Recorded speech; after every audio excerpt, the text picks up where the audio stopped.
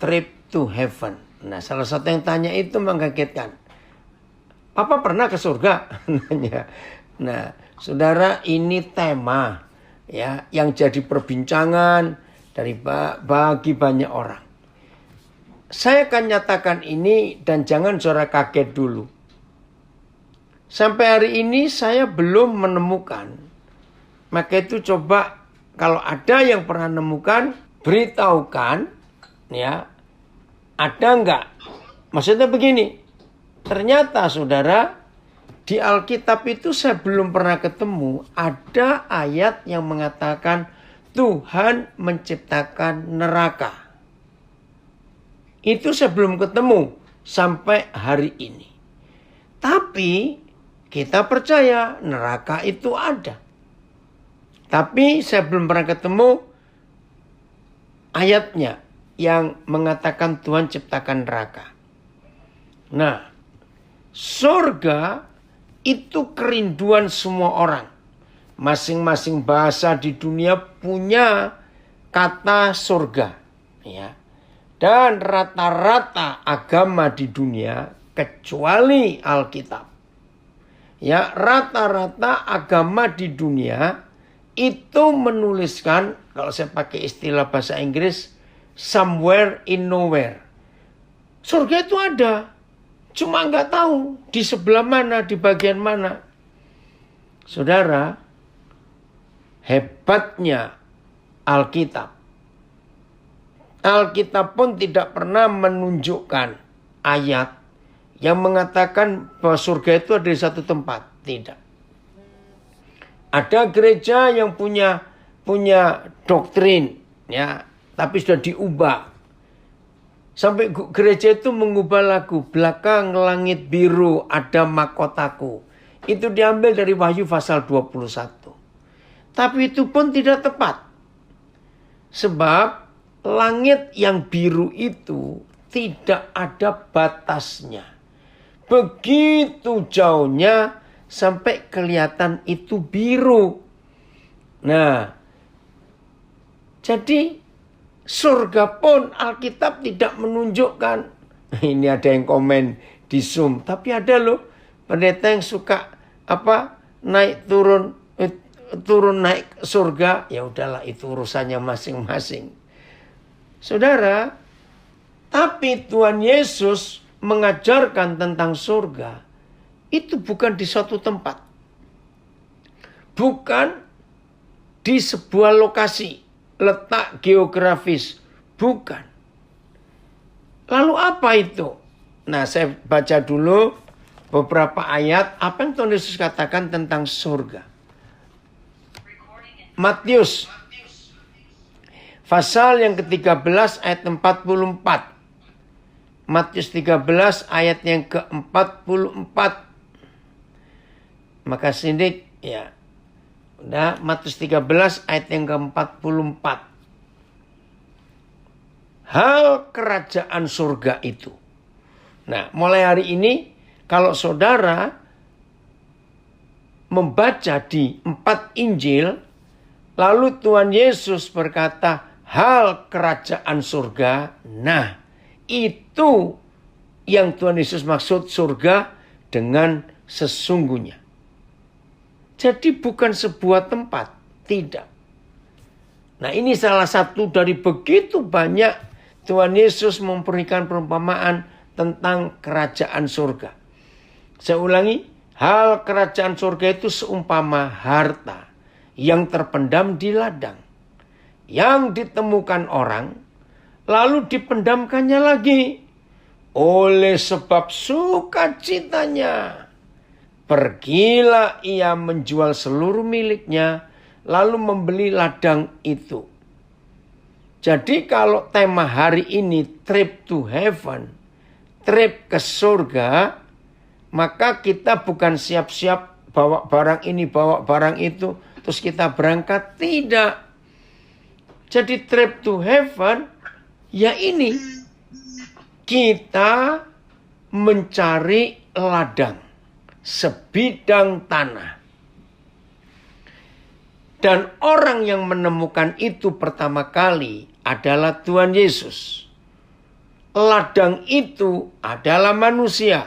Loh, kenapa saya berani berkata ladang itu manusia? Karena kita ini kan dibuat dari tanah. Nah, ini ladang itu. Saya baca terjemahan yang lain, BIS. Apabila Tuhan memerintah, nah ini surga. Jadi surga itu bicara tentang pemerintahan. Maka itu dalam doa Bapa kami, Tuhan Yesus mengajarkan, kalau kamu minta aku ajar berdoa, berdoalah demikian. Bapa kami yang di surga, dikuduskanlah namamu.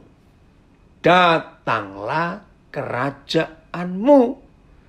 Jadilah kehendakmu, supaya bumi jadi seperti surga. Nah, kalau kita lihat doa Bapa kami, trip to heaven, justru bukan kita pergi ke sana, tetapi yang sana itu kita bawa ke sini. Jadi nggak ada kalau begitu trip to heaven. Bahkan dalam kitab Wahyu, dalam 1 Tesalonika 4, kedatangan Tuhan Yesus, ada orang bicara tentang pengangkatan. Padahal kitab Wahyu berapa kali menulis, surganya itu akan pindah ke bumi. Kerajaan damai 1000 tahun. Nah, maaf ini ya, jangan jadi perdebatan. Cuma ini pemikiran. Nah, kalau surganya aja akan pindah ke bumi, lah ngapain lu ke sana? Maaf ya kalimat ini, dianya akan ke sini. Nah, istilahnya kan kita selipan di tengah jalan nanti itu. Kita ke sana, dianya ke sini. Nah, jadi pemerintahan Tuhan, itulah kerajaan surga. Datanglah kerajaanmu, jadilah kehendakmu, supaya bumi jadi seperti surga. Saya baca lagi BIS, Matius 13, ayat 44. Apabila Tuhan memerintah, keadaannya seperti perumpamaan ini. Ini trip to heaven. Kita membuat sebuah keadaan dalam pemerintahan Tuhan itu. Puji Tuhan untuk kasih-Nya yang luar biasa. Apa? Ada harta yang terpendam di dalam tanah, lalu ditemukan oleh seseorang dan dimasukkan kembali ke dalam tanah. Kemudian karena gembiranya, orang itu pergi menjual seluruh miliknya, lalu kembali dan membeli tanah itu, TSI-nya. Kerajaan Tuhan bisa dibandingkan dengan harta yang sangat mahal. Yang sangat mahal harganya. Yang sudah lama disembunyikan orang di dalam sebuah ladang. Dan sudah dilupakan. Pada suatu hari, seorang lain menemukan harta itu. Dengan sangat gembira. Menguburkannya lagi. Lalu pergi menjual semua yang dimilikinya. Sehingga dia bisa membeli ladang itu. Saudara, saya lupa tahun berapa. Tapi kira-kira tahun 70-an. Akhir. Atau awal 80-an. Saya nggak ingat yang pewahyuan ini. Tuhan Yesus dan kuasa Roh Kudus mewahyukan saya ayat ini. Nah, dalam pengertian yang luar biasa. Saudara, inilah salah satu ayat.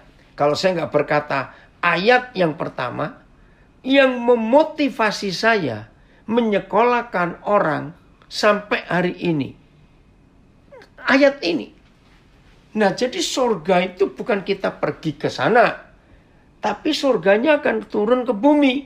Lewat kita masing-masing. Luar biasa ini. Nah, kalau saudara belum baca, coba cari di Instagram. Ya. Atau berapa sosial media, WhatsApp khususnya. Ada yang upload anak saya itu.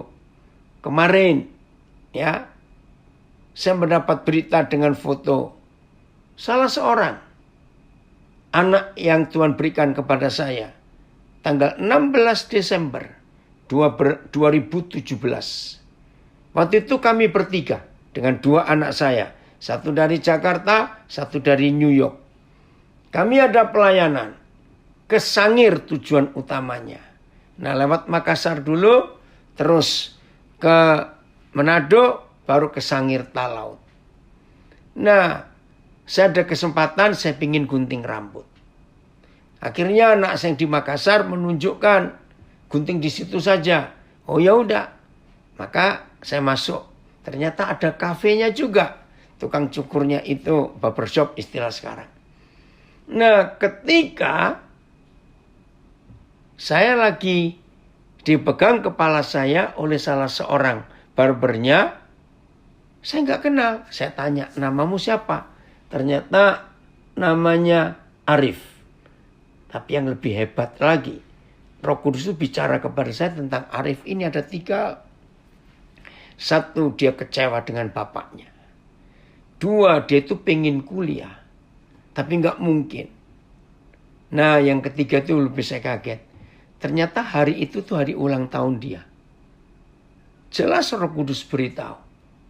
Nah, sambil dia pegang kepala saya tuh ngomong.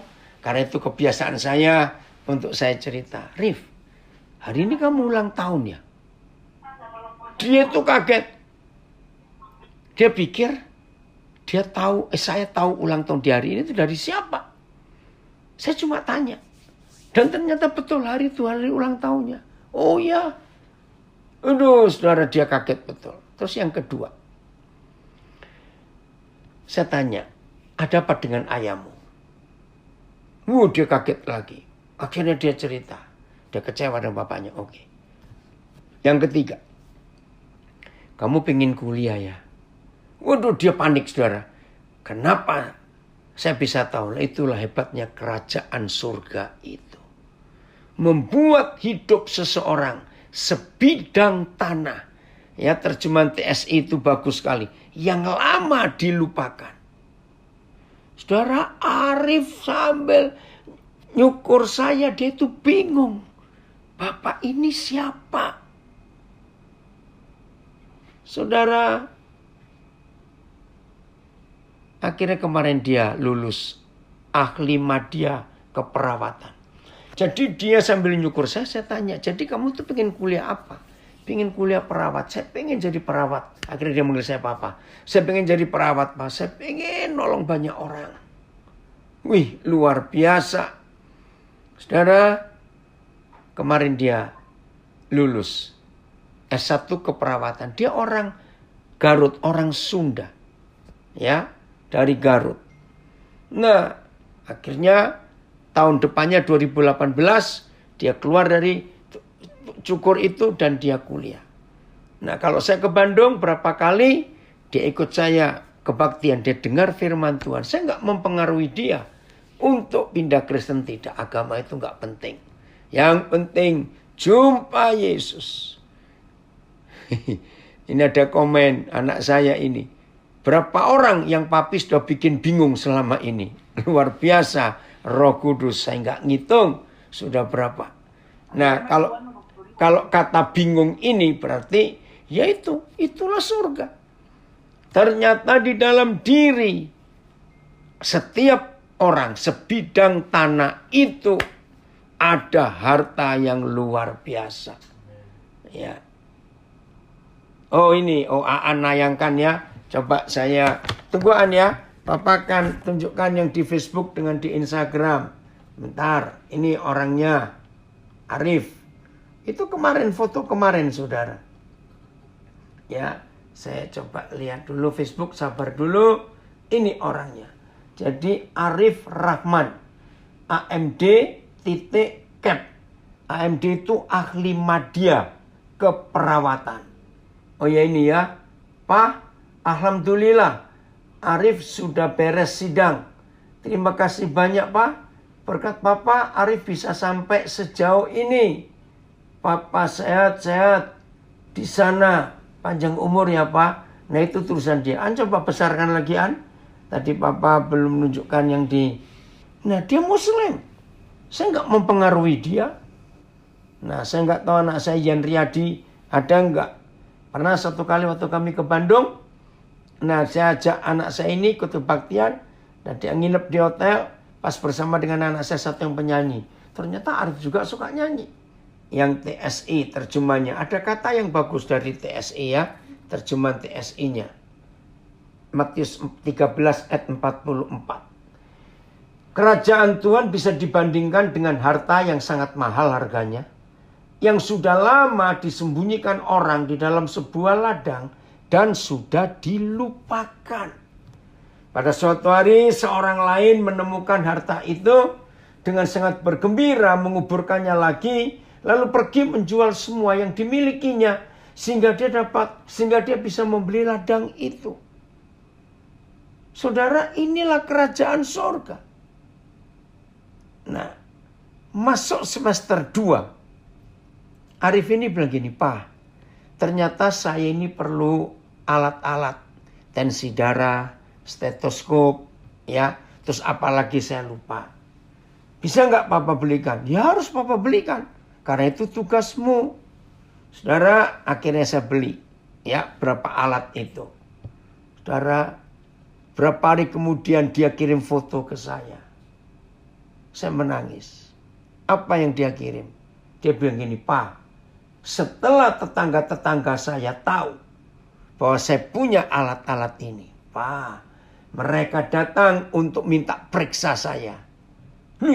Saya bilang, kok berani kamu? Ya, mau bagaimana?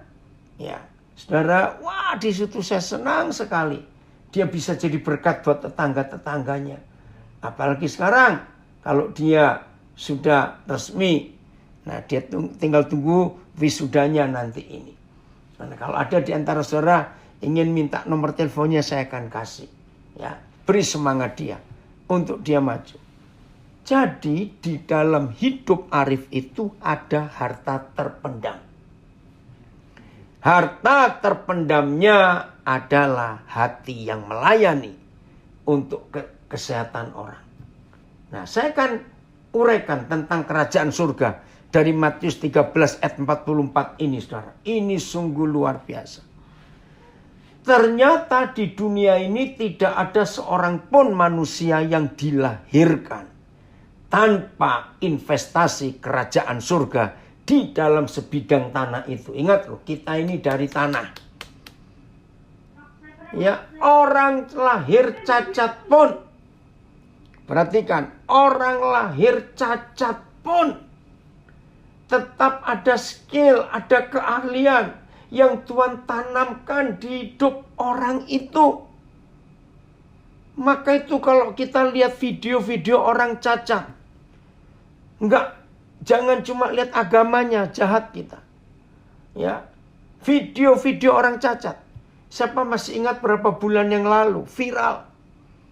Ada seorang gadis cacat, ya, nggak punya tangan, nggak punya tangan, nggak punya kaki, dari Thailand.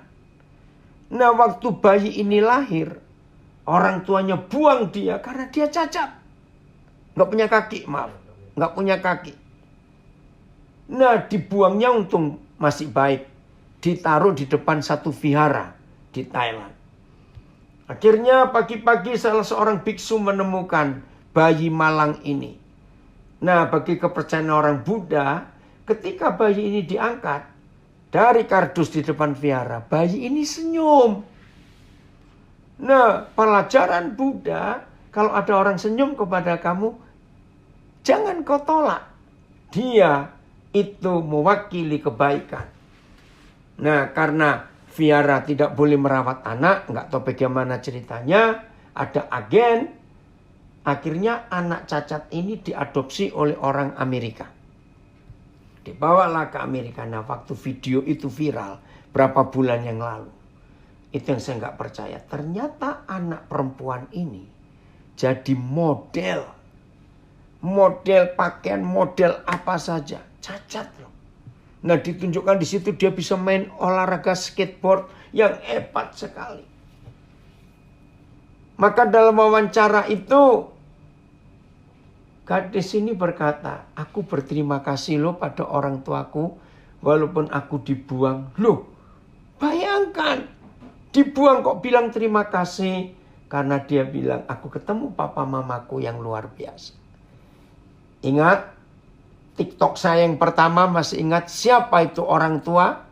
Itu anak saya itu, Jeremy Rakes, yang memilih tema itu. Siapa itu orang tua? Gak harus orang tua kandung. Saudara, inilah surga.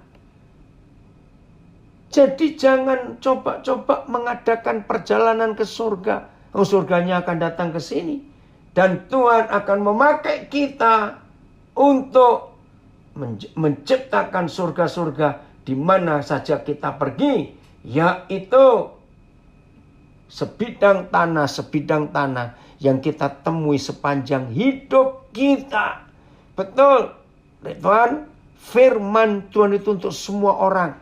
Sangat jahat kalau gereja memojokkan bahwa firman Tuhan hanya untuk orang Yahudi dan orang Kristen. Salah. Oh ya, terima kasih. Ini dia. Lihat itu. Wih, ternyata dia terkenal sekarang di Thailand. Ya. Puji Tuhan. Ada namanya, ya. Dicampakkan orang tua karena cacat. Gadis ini, oke ya, nanti cari sendiri. Ada namanya enggak? Oh, itu dia. Oke, bisa cari ya. Terima kasih Tuhan. Nah, jadi surga itu jangan cuma dikatakan milik orang Kristen. Picik sekali pandangan kita.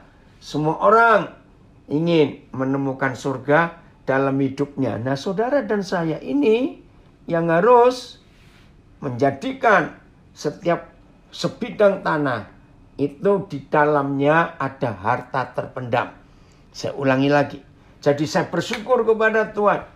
Saya dapat pewahyuan Matius 13 ayat 44. Maka itu saya nggak akan berhenti untuk menyekolahkan orang. Jadi saya ulangi lagi. Di dalam setiap bayi yang dikandung, walaupun karena orang tua baik-baik menikah betul, karena cacat, maaf, karena perkosaan, karena free sex, ingat mulai hari ini. Semua bayi itu ada nilai yang luar biasa. Tuhan investasikan harta karun yang terpendam itu, saudara. Saudara dan saya harus membeli ladang itu, dalam tanda kutip kata membeli. Bukan ladangnya yang kita mau beli, tapi harta yang di dalam itu yang harus kita ambil, keluarkan. Oke. Supaya setiap kita tahu bahwa hebat sekali Tuhan kita yang luar biasa itu. Oke, ada yang ingin ketemu. Kalau ke Bali siap nanti ya. Saudara perhatikan. Orang yang beli tanah, ya maaf ini ya, orang yang mencari lokasi, properti, itu pasti ada 3 kriteria. Ya, orang yang mencari properti pasti ada 3 kriteria. 1, letak dan ukuran tanah. Itu nomor 1. Strategis atau tidak. Ukurannya lurus atau miring-miring atau bentuk trapesium atau apa. Itu orang pasti mikir. Nomor 2, harganya. Itu pasti. Nomor 3, orang mikir kegunaannya. Betul? Nah, saudara, waktu Tuhan memberi saya hikmat pengertian tentang Matius 13:44. Kalau saya menemukan sebidang tanah ladang itu, ternyata 3 kriteria itu saya tidak perlu pakai. Maaf ya, maaf. Ini ada beberapa anak-anak saya yang ikut untuk belajar via Instagram, Facebook, Zoom. Ya, maaf ya. Jangan tersinggung. Tadi setengah jam sebelum mulai, saudara, saya dapat foto dari Nabire. Dari salah seorang anak saya. Dia kirim foto. Ada seorang lagi ngerjain sesuatu. Terus di bawah foto itu ditulis begini. Ternyata anak ini bisa segala hal. Siapa anak ini?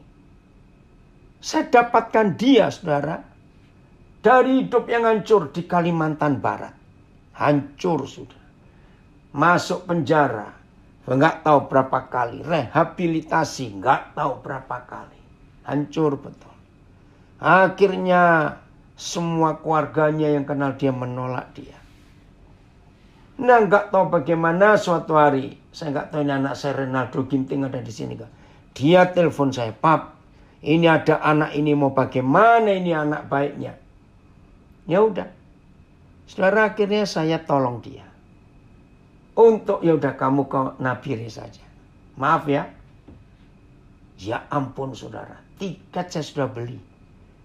Waktu itu masih mahal-mahalnya tiket. Hampir 8 juta. Karena dari Pontianak mesti ke Jakarta. Jakarta terus ke Makassar. Makassar terus ke Biak. Saya nggak mau dia naik kapal. Waduh bisa gawat ini kalau naik kapal. Saudara tahu. 2 jam sebelum dia harus lapor. Saya telepon dia. Teleponnya dimatikan. Waduh. Saya telepon Naldo juga. Nggak bisa dihubungi. Akhirnya dia memang sengaja. Nggak mau pergi. Waduh. Bagaimana itu nggak jengkel hati saya. Tapi kembali Tuhan ingatkan. Itulah ladang yang kamu harus beli. Nah saudara. Hilang lagi. Saya nggak tahu kemana lagi. Nah dapat lagi laporan. Ketangkap polisi lagi. Nah ini maaf dalam tanda kutip ini saya bilang. Kurang ajarnya anak ini. Di kantor polisi ditanya, siapa orang tuamu? Nomor telepon saya dikasih. Ya saya ditelepon polisinya dong. Ya ampun, ini orang. Saya mau, enaknya mau diapain ini anak. Ya udah, saya bilang tahan dulu lah Pak, sudah biarin. Kalau nggak salah waktu itu dia curi kamera tetangganya. Aduh, sudahlah. Oke. Akhirnya saya lupa kapan. Belum lama, belum setahun. Masih selama pandemik ini. Dia nyerah lagi. Saya bilang betul ya. Kamu jangan main-main lagi kamu ya. Akhirnya dia berangkat ke Nabire. Ada satu keluarga yang mau menerima dan dipekerjakan di tempat itu. Nah tadi ini dia kirim fotonya. Saya bilang luar biasa. Saya bersyukur kepada Tuhan. Oh, nasib apa ini? Bukan nasib. Anak itu, aduh sayang. Fotonya ada di apa yang saya pakai ini untuk Instagram. Berubah sekarang anak ini. Ternyata keahliannya banyak. Puji Tuhan. Bersyukur untuk itu. Nah ini contohnya. Jadi kalau saudara dan saya mau trip to heaven. Jangan siap-siap bawa koper pergi enggak. Hari ini cari ladang-ladang yang bengkok-bengkok. Ladang-ladang yang miring-miring itu. Yang ukurannya enggak karuan. Jangan lihat ukurannya, jangan lihat letak strategisnya. Tapi ingat di dalam setiap kehidupan ada harta yang terpendam. Kita beli tanahnya karena kita ingin mengeluarkan harta karun itu. Dan kalau harta karun itu dibongkar, akan berdampak besar. Untuk orang-orang yang di sekitarnya. Ya, Aan nulis, berarti harta yang papi temukan di Nabire. Bukan ladangnya, tapi orangnya. Oke ya. Wih, ini dia. Siap ya. Dan memang berat. Oke. Ayo kita cari berapa harga tanah itu. Aan kembali ke Matius 13. Nah ini di Alkitab tidak dituliskan berapa harga tanah itu, tidak. Tapi ada kalimat ini. Saya baca yang terjemahan baru.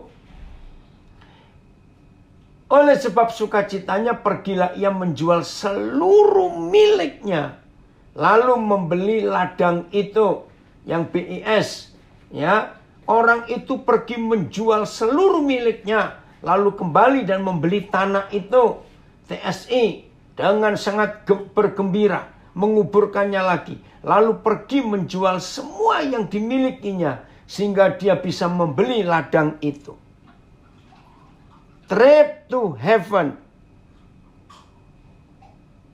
Ternyata ada biayanya.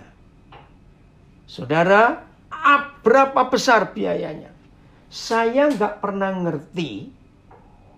Walaupun pewahyuannya jelas bahwa surga itu adalah kalau kita bisa menemukan sebuah ladang yang sudah hancur, sudah tertinggal, sudah lama nggak digarap, pokoknya nggak laku lah. Tapi di dalamnya ada harta karun. Saya tahu itu dan saya sudah melakukan. Ya. Bertahun-tahun kemudian baru saya dapat sebuah kisah. Dan di situ saya baru mengerti berapa harga ladang itu. Dengarkan. Suatu hari ada seorang yang sangat tergila-gila dengan batu. Batu-batu yang mahal ya. Bukan sekedar batu. Waduh. Oh, ada yang ganti judul. Kalau gitu judulnya diganti dong. Trip to Trouble Zone. Ya, wah luar biasa itu. Oke. Nah, dia dapat berita bahwa di satu kota di India ada orang yang menemukan sebuah batu. Dan itu dikirim fotonya. Wah, karena orang ini memang ahli batu. Dia berangkat. Ini batu yang gak ada duanya di dunia. Berangkatlah orang ini, ngomong aja dari Indonesia sampai ke kota itu di India. Berundinglah dia. Dan dua orang ini memang ngerti batu. Terus tanya, jadi berapa kamu jual batu ini? Orangnya tanya, kamu punya berapa uangmu, kekayaanmu berapa?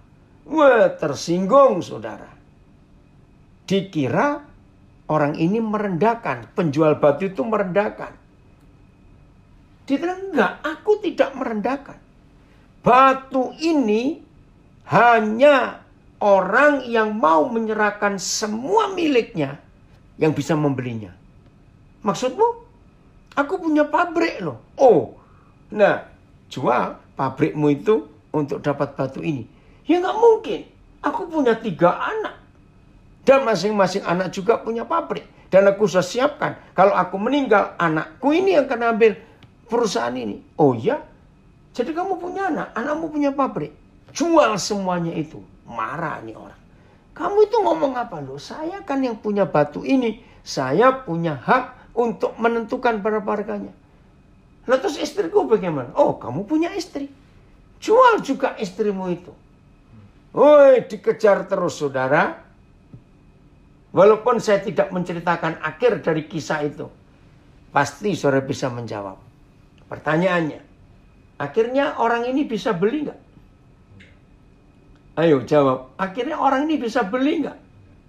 Ayo mana yang jawab? Saya tunggu. Ada yang bisa beli? Ayo tolong yang di Zoom, Instagram, Facebook. Saya ingin saudara menjawab. Ada yang bisa beli nggak? Betul, nggak bisa. Nggak bisa. Betul, makasih Pak Pendeta Agus dari Samarinda. Nggak bisa. Aduh. Pokoknya semua yang kamu miliki jual. Makasih dari Calgary bilang nggak bisa. Dari Surabaya nggak bisa. Kenapa? Bukan cuma orang pelit, tidak. Terus dianya mau tinggal di mana? Kalau semuanya dia jual. Terima kasih. Oh, banyak berkata nggak bisa, nggak bisa. Nggak bisa. Ini ada yang jawab bisa lagi. Nggak mungkin. Orang itu akhirnya pulang dengan kecewa. Karena dia nggak bisa beli batu itu. Terima kasih Tuhan. Maka itu saudara. Orang yang pertama menemukan sebidang tanah itu adalah Tuhan Yesus Kristus. Betul, tidak bisa. Adalah Tuhan Yesus Kristus. Dia pulang, dia jual semua miliknya. Hanya untuk membeli kita. Hanya untuk membeli kita. Maka itu hidup ini tak ternilai, saudara. Tak ternilai. Luar biasa Tuhan kita. Ada yang tanya, kalau kita dipertemukan dengan hamba Tuhan yang miring-miring, apakah itu termasuk ladang? Atau yang termasuk ladang hanya orang-orang yang belum mengenal kebenaran? Pertanyaan bagus. Maaf. Ada hamba-hamba Tuhan juga yang hidupnya masih miring-miring, maafkan saya. Kita perlu tolong dia juga untuk menemukan kebenaran itu. Oke, pokoknya ladang.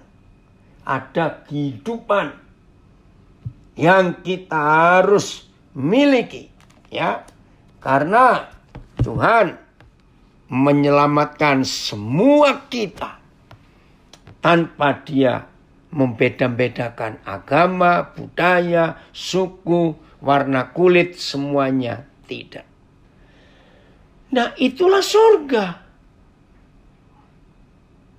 Satu kali saya baca buku Warisan Abadi.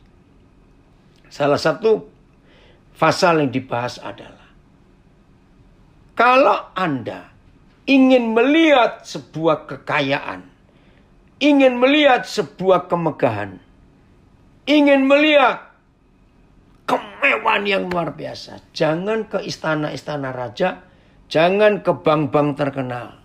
Orangnya berkata, pergilah ke kuburan. Loh, kan kaget. Ngapain pergi ke kuburan? Untuk melihat kekayaan, melihat semuanya itu. Ternyata ini jawabannya.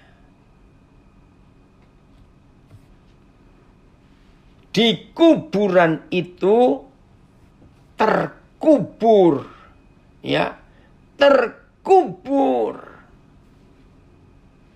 ke harta-harta yang terpendam itu. Ngerti nggak maksud ini? Jadi setelah saya mau mengerti Matius 13 ayat 44, lalu dapat pernyataan bahwa kalau ingin lihat kemewahan, lihat kejayaan, lihat kehebatan, ke kuburan. Baca yang mati siapa yang dikubur di situ.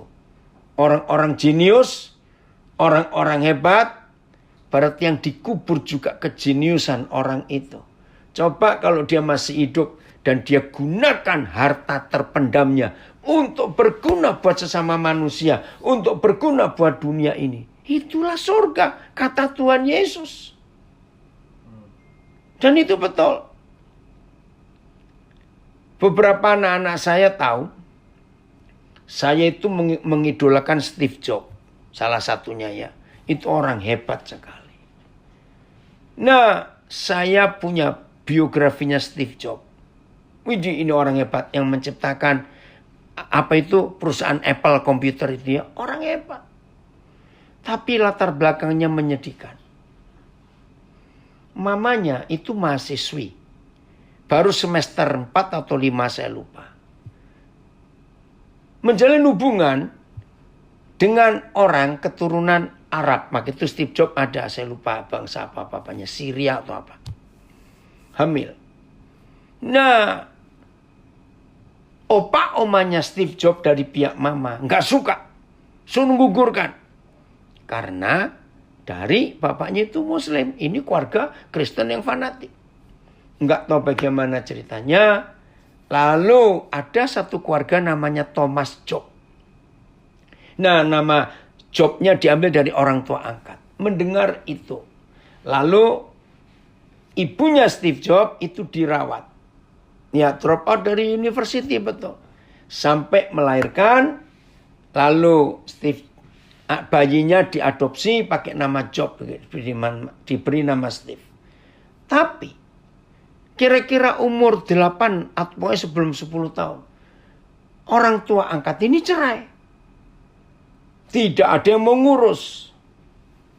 Akhirnya Steve Jobs lontang-lantung.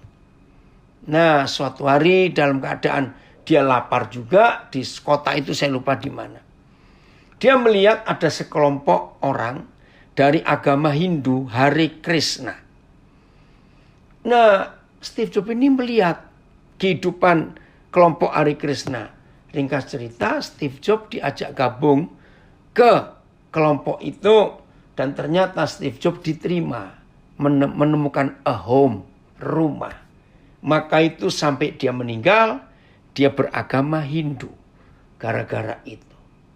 Nah, siapa nyangka, maaf, anak hasil perjinan, maaf ya saya berkata ini. Supaya saudara tahu. Walaupun itu anak hasil perkosaan, hasil perjinan, hasil yang gak benar pun. Kalau dia manusia, catat. Di sebidang tanah itu ada harta yang terpendam. Kita harus beli untuk menyelamatkan. Ternyata Steve Jobs ini orang hebat. Siapa nyangka, maaf. anak hasil free sex. Ternyata Tuhan memberikan harta karun yang luar biasa. Nah betul. Ini saudara dari Munich, München. Sayang ya, bukan gereja yang menampung Steve Jobs. Betul Yuli. Dengar itu sedih juga. Maka itu ketika Steve Jobs meninggal. Itu berapa anak saya yang tahu saya pernah mengkhotbahkan ini. Aduh.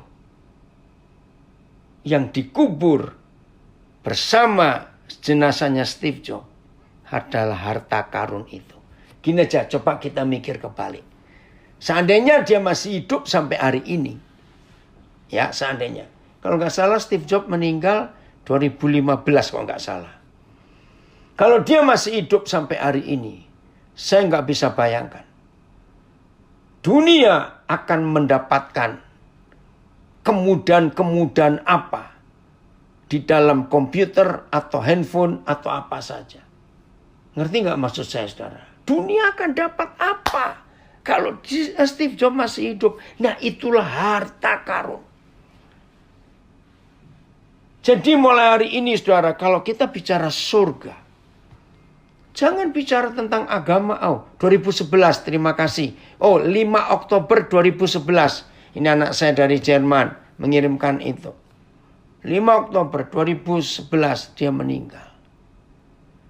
Saudara, maka itu jangan sia-siakan hidup ini.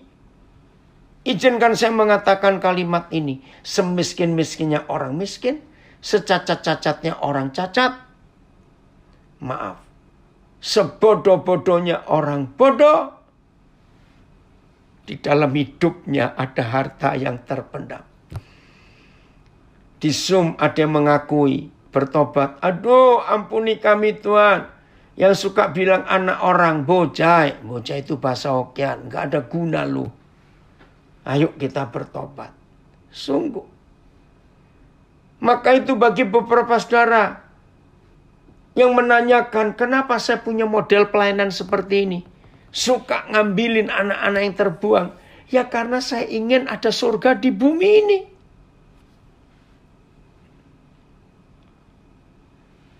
Itu yang luar biasa. Maka itu teman-teman saya pendeta. Mereka punya istilah. Kalau orang-orang lain koleksinya barang antik, koin kuno dan macam-macam. Ada hamba Tuhan koleksinya motor gede, mobil mewah.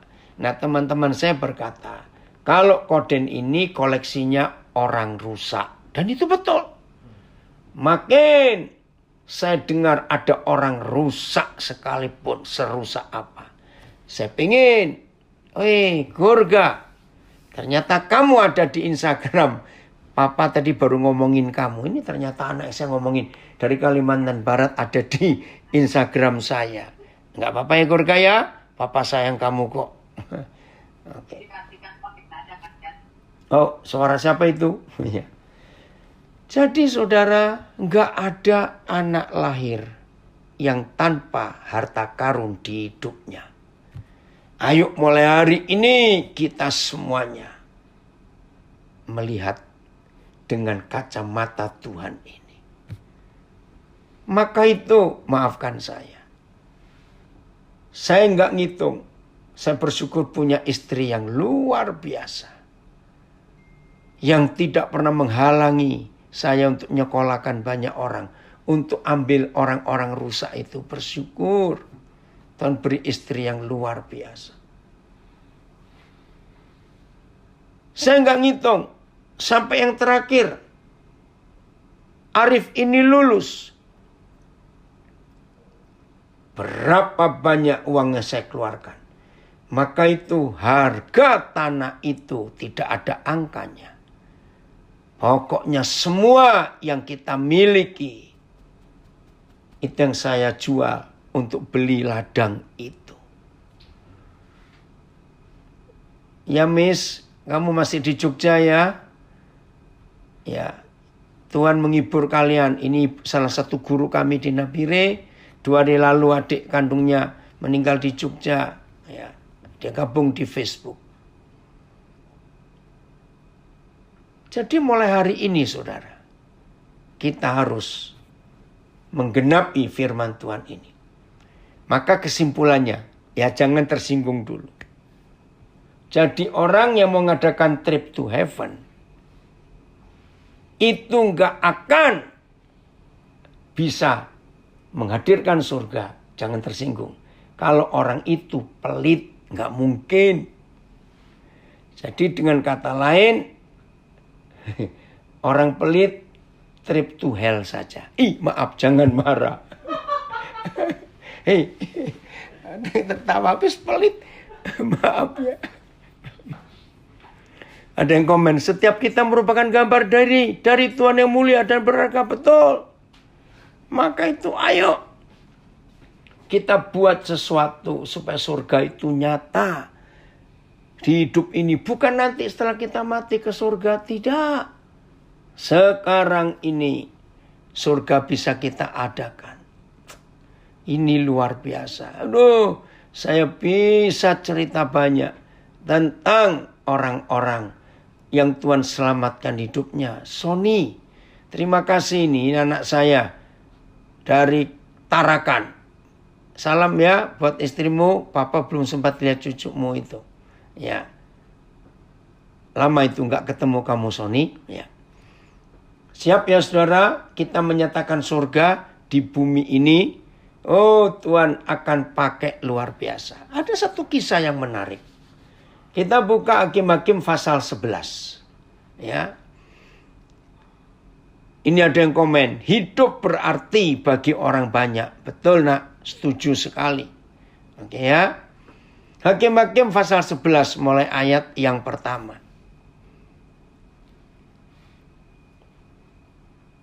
Ada kisah yang unik.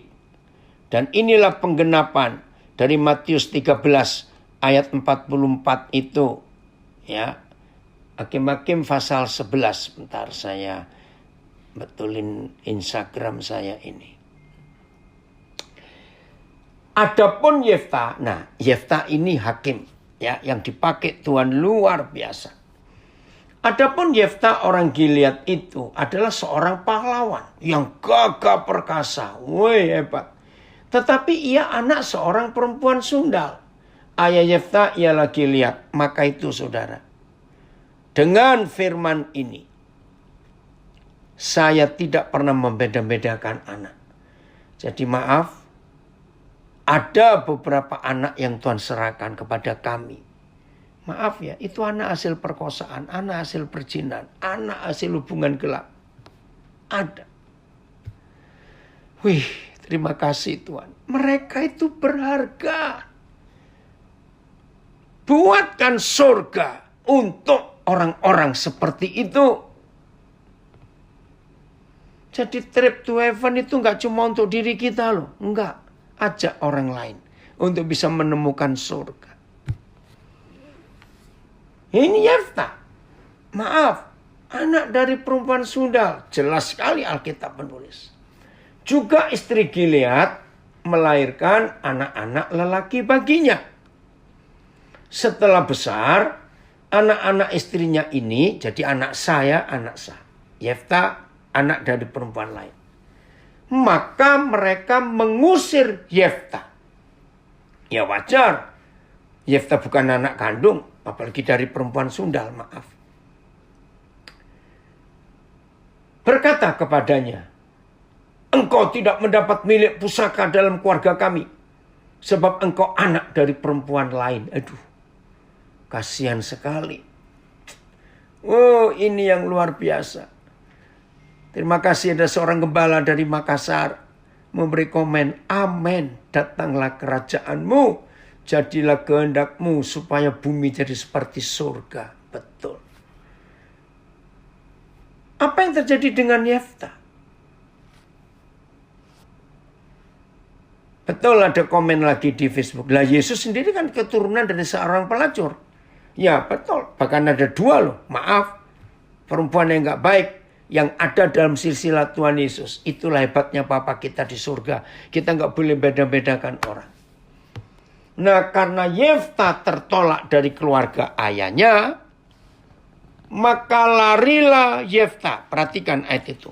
Maka larilah Yefta dari saudara-saudaranya itu. Dan diam di tanah Tob. Ya, nggak tahu di mana itu sekarang. Di sana berkumpullah kepadanya petualang-petualang yang pergi merampok bersama-sama dengan dia. Coba baca beberapa terjemahan tentang ayat 3 ini. Bagaimana hidup Yefta yang hancur karena tertolak itu. AYT. Yefta melarikan diri dari saudara-saudaranya dan tinggal di tanah Tob. Orang-orang tidak berguna. Berkumpul dengan Yefta dan pergi merampok bersamanya. PS. Karena itu Yefta berpisah dari saudara-saudaranya. Lalu pergi dan tinggal di daerah Tob. Di sana segerombolan penjahat bergabung dengan dia. Lalu mereka pergi merampok. Saudara, kegagalan gereja kalau dibanding dengan kelompok narkoba, maaf loh. Saya mau katakan, gereja harus belajar dari para pengedar atau kelompok yang kecanduan narkoba. Kenapa? Saya pernah hidup dengan mereka. Saudara, mereka itu kalau ada pendatang baru ingin bergabung, langsung diterima. Enggak ditanya, kamu sudah HIV atau AIDS atau apa? Enggak. Kamu sudah berapa tahun pakai obat ini? Kamu enggak. Saya melihat sendiri berapa tahun yang lalu. Bahkan tinggal di rumah saya sebelum saya menikah waktu itu. Orang-orang narkoba. Waduh, saudara, saya sudah merawat orang-orang sakau yang mengerikan. Puji Tuhan, Tuhan pulihkan. Luar biasa. Satu hari saya dapat undangan, saya kaget. Peresmian hotel terbesar pertama di Banjarmasin. Loh, saya pikir saya nggak kenal hotel ini. Nah, ada nomor teleponnya, saya hubungi panitianya. Oh iya, teknik sipilnya itu yang mengundang Bapak. Loh, siapa teknik sipilnya? Dia sebut satu nama. Oh, saya ingat. Nah, dosennya salah orang ini, ya, itu Bapak Insinyur Bernard Nyoto Raharjo, adik kandung dari pendeta Insinyur Niko. Nah, orang ini kuliah di Petra. Hampir selesai. Waduh, dia hancur karena dia kena narkoba. Nah, Pak Bernard cukup dekat dengan saya. Terus dia bilang, Den, dia manggil saya Den. Ini satu pasien lagi. Oh ya udah. Waktu itu kami tinggal di Surabaya di Jalan Musi nomor 38. Saudara, saya bawa dia. Wah, kacau. Sakaunya ini dia sering kepanasan. Dan panas itu pasti malam. Nah, kalau sudah kepanasan dia minta nyemplung di bak mandi berendam. Saya harus nemanin. Berapa lama itu saya lupa. Kurang lebih hampir 2 minggu. Hampir tiap malam. Karena saya melarang mereka konsumsi lagi. Kalau saya sakau, saya cuma nyanyi memuji Tuhan. Saya ajak ngomong tentang kehidupan. Saudara, akhirnya dia pulih. Nah, Pak Bernard berjuang supaya dia bisa kuliah. Tapi nggak bisa di Petra karena dia sudah di DO. Saya lupa dia kuliah di mana. Dia lulus sarjana teknik sipil. Karena dia orang Banjarmasin, dia pulang ke Banjarmasin. Ternyata dia teknik sipilnya hotel terbesar. Hotel Barito waktu itu saya ingat. Jadi waktu peresmian saya diundang, saya datang. Karena Hotel Barito ini waktu itu, ruang ballroomnya. Itu bangunan besar pertama di Banjarmasin yang tidak pakai tiang tengah. Nah, saya nggak ngerti istilah teknik sipil. Jadi teknik sipil ini jadi terkenal di Banjarmasin karena dia orang pertama yang membangun gedung ballroom besar itu tanpa tiang tengah. Wah, saya bersyukur juga. Begitu saya sampai di Banjarmasin, saya dipeluk dia. Dia bilang terima kasih. saya ketemu Koden. Ya puji Tuhan, hidupnya diubah. Itu harta karun yang luar biasa. Jadi mulai hari ini, trip to heaven, itu kita nggak boleh pergi sendiri. Ayo ajak yang lain. Betul, ada yang komen, orang-orang narkoba mempraktekkan kasih jauh lebih hebat daripada kita-kita orang gereja. Betul.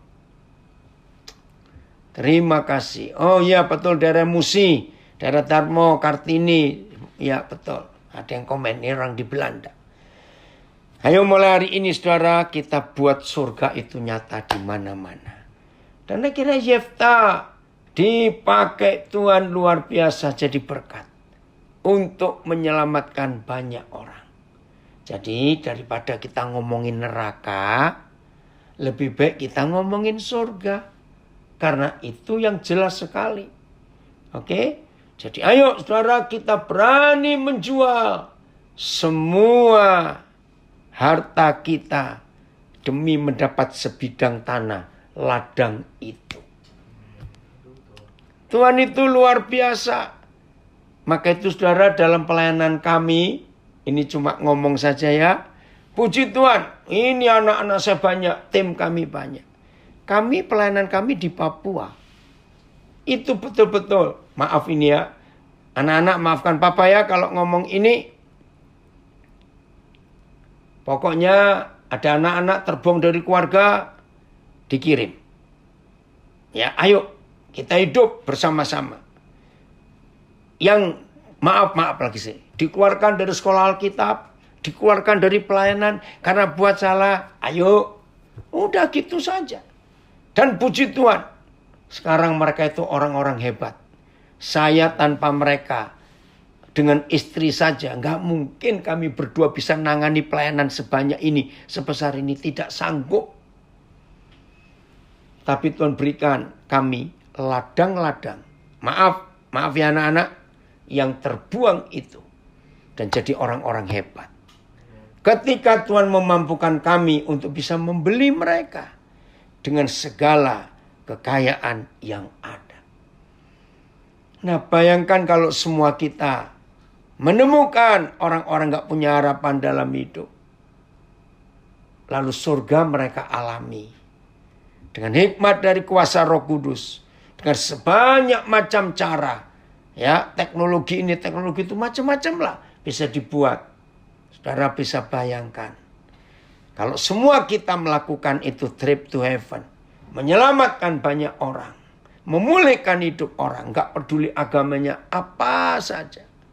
Betul, ini ada anak saya komen di Facebook. Belajar dari kerendahan hati Yefta. Yang tidak dendam. Betul, itu luar biasa. Maka dunia ini gak jadi neraka, tapi jadi surga. Terima kasih yang mendoakan pelayanan kami. Ayat yang terakhir. Ayo mulai hari ini kita semua jadi agen-agen pemulihan kerajaan surga di dunia ini. Oke, ada yang tanya.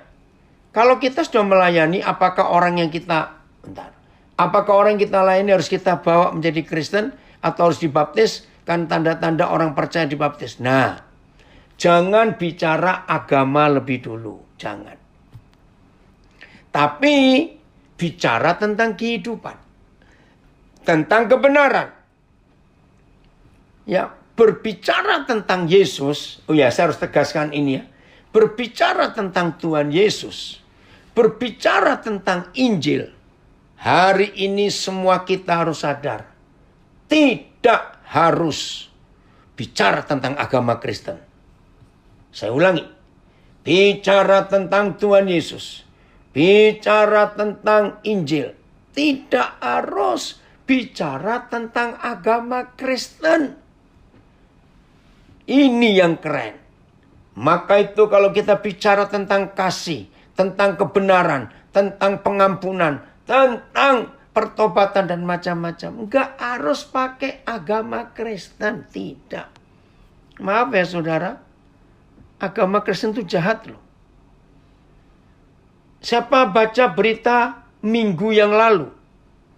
Perdana Menteri Kanada marah kepada gereja. Lu ada apa? Ternyata kira-kira 2 minggu ini Kanada gempar, saudara. Ada sebuah sekolah Kristen, maaf Katolik, dengan asrama. Dan sekolah ini sangat terkenal.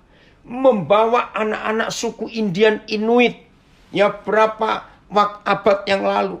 Mereka diambil, disekolahkan di situ. Ternyata saudara, mungkin akan ada perbaikan atau apa di sekolah itu. Mereka gali fondasi. Syok. Negara itu syok. Ternyata ditemukan tulang belulang anak-anak yang jumlahnya ratusan. Jadi ada pembunuhan. Waduh, yang dilakukan gereja, maaf. Akhirnya orang-orang Indian itu marah. Dan di Kanada ada pembakaran gereja. Yang bakar orang-orang Indian karena mereka marah. Maka itu jangan bicara Kristen Katolik, kita ini jahat. Sejarah membuktikan. Ayo. Woi, terima kasih ini Ketua Pesat Indonesia komen. Bukan agama yang menyelamatkan. Tapi pengenalan akan Tuhan dan hidup benar itu yang membawa kita kepada hidup yang kekal. Terima kasih nak. Jadi tolong ya, bicara kasih, bicara surga, bicara Injil, bicara tentang Tuhan Yesus. Jangan bawa-bawa agama Kristen, bawalah kebenaran. Nah, menurut Yohanes 8 yang tanya tadi, kalau kebenaran kita sampaikan, maka kebenaran itu memerdekakan orang itu. Saya tidak tahu masuk enggak anak saya ini. Suatu kali saudara, ada anak saya yang punya hotel Aston di Balikpapan. Nah pas waktu itu saya pelayan Balikpapan, anak saya suruh saya nginep di sana. Ya, berapa tahun yang lalu. Nah karena saya dianggap tamu VIP, maka saya itu dilayani. Saya belum pernah itu masuk hotel dilayani kayak begitu sampai bingung saya. Nah pelayannya itu namanya Aditya. Saya nggak tahu agamanya apa, saya nggak pernah tanya. Tapi karena pelayanan baik dan Roh Kudus bilang, kamu minta nomor teleponnya anak ini begini. Dia nggak tahu siapa bapaknya. Oh iya. Akhirnya saya minta nomor teleponnya. Saya nggak mau ganggu. Saya tanya jam berapa kamu selesai, jam sekian. Akhirnya saya kontak. Dia kaget. Saya kok bisa tahu nomor apa itu masa lalunya. Nah berapa kali saya Balikpapan nginep di Aston, dia pasti ketemu. Kalau nggak pas tugas dia selalu bilang, "Pak, pokoknya kalau papa ke Balikpapan nginep di Aston harus kontak saya walaupun saya tidak lagi tugas." Nah akhirnya saya tahu kalau dia Muslim, tapi saya nggak pernah mempengaruhi. Suatu hari saudara, dia telepon saya, "Pak, saya siap dibaptis." Loh, siapa yang ngajarin kamu? Saya nggak pernah ngajak dia untuk baptis, tidak. Tapi dia sering dengar firman. Ternyata dia mencari sendiri kebenaran itu. Maka itu dia kagum dengan saya.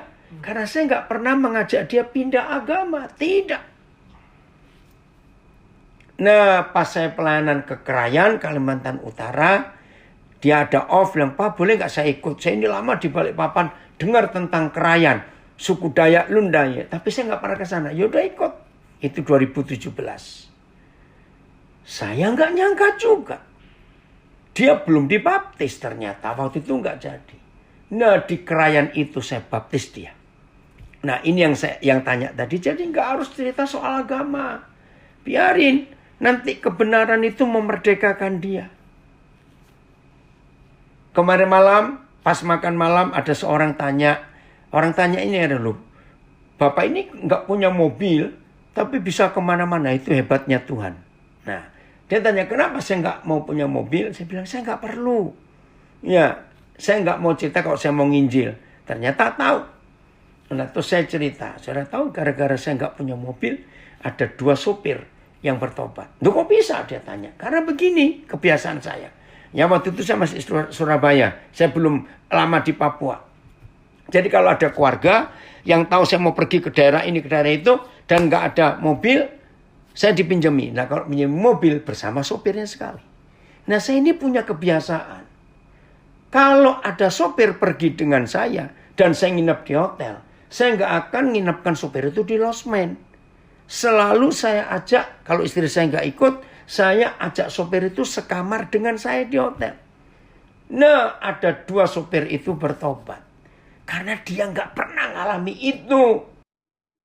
Gampang bukan mencari jiwa itu? Nah itu kesaksian. Maka itu ayo kita nyatakan surga di mana-mana. Dalam hidup ini luar biasa. Jelas ya? Ayo Tuhan Yesus memberkati kita semuanya. Trip to heaven. Jangan pergi sendiri. Ajak orang lain. Tuhan Yesus memberkati kita. Haleluya.